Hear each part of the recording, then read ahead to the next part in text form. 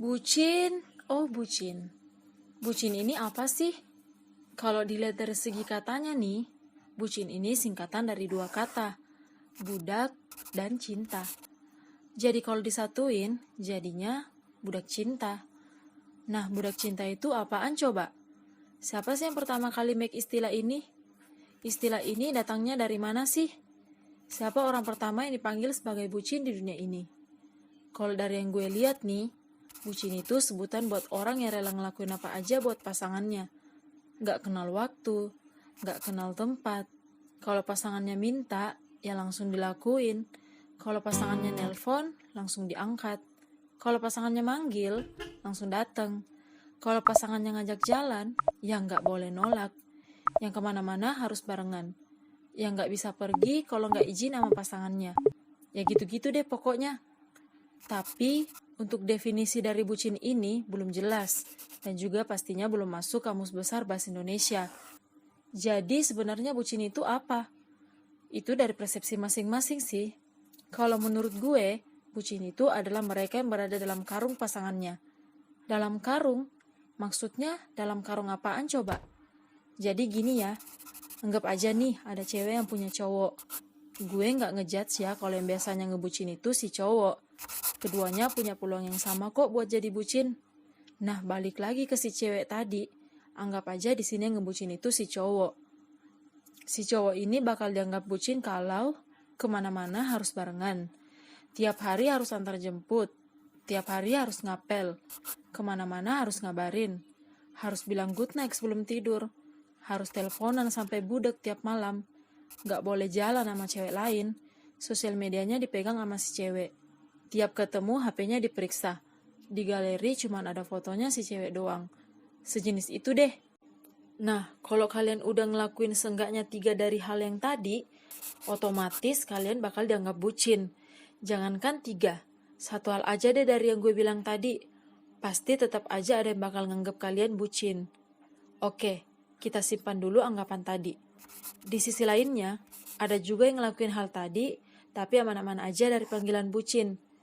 Banyak kok yang nganter jemput ceweknya tiap hari gak dianggap bucin. Banyak kok yang sosmednya dipegang sama pasangannya tapi gak ngebucin. Banyak kok yang gak jalan sama cewek lain tapi gak ngebucin. Dan banyak juga kok yang isi galerinya cuma foto si cewek tapi gak ngebucin. Kok bisa gitu? Kan sama-sama ngelakuin hal yang sama. Bedanya itu ada di cara si cowok perlakuin si cewek. Ataupun sebaliknya. Singkatnya, apa alasan dia ngelakuin itu semua? Masih bingung?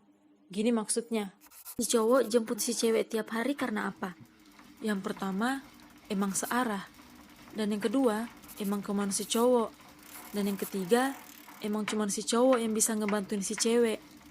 Kalau yang bucin itu kenapa? Yang pertama, si cowok jemput si cewek tiap hari karena diminta si cewek langsung. Kasarnya kayak jadi tukang ojek lah. Dan yang kedua, si cewek emang selalu was-was kalau si cowok bakal ngebonceng cewek lain. Makanya harus dijemput biar dia nggak kepikiran. Dan yang ketiga, si cowoknya aja emang takut kalau ceweknya bakal dijemput sama cowok lain. Itu baru yang namanya ngebucin. Kenapa sosial medianya dipegang sama pasangannya? Ya emang keinginan pasangannya. Karena emang dia nggak nyembunyiin sesuatu, dia nggak main belakang, dan nggak perlu ada yang ditutup-tutupin. Kalau yang ngebucin itu kenapa? Dia megang sosmed pasangannya itu karena gak percaya sama pasangannya. Takut kalau pasangannya ada chatan sama orang lain di sosmednya. Takut kalau pasangannya main belakang sama orang lain. Takut kalau ada yang godain pasangannya di sosmed. Ya kayak gini nih, yang tiap pasangannya online tapi gak ngechat, pasti dihantui oleh rasa was-was. Ini lebih terletak pada rasa percaya sih. Mengenai rasa percaya sama pasangan, ini nanti kita bahas di video yang lain ya.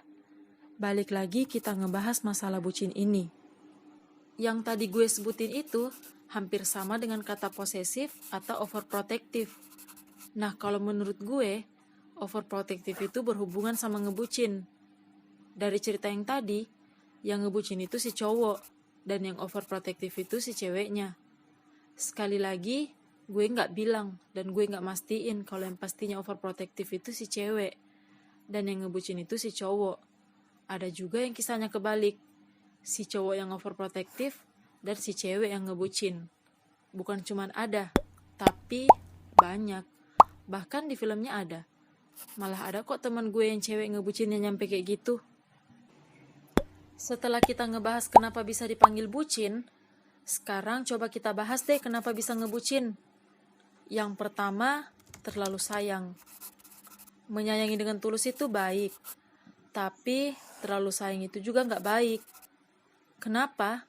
Karena itu bisa berakibat fatal kayak gini. Bisa bikin kalian jadi bucin dan rela ngelakuin apa aja demi si pasangan.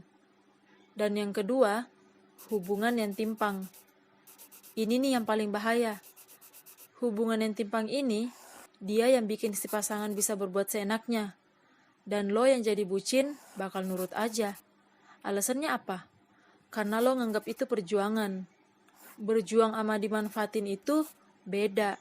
Nanti kita bahas di video yang lain ya.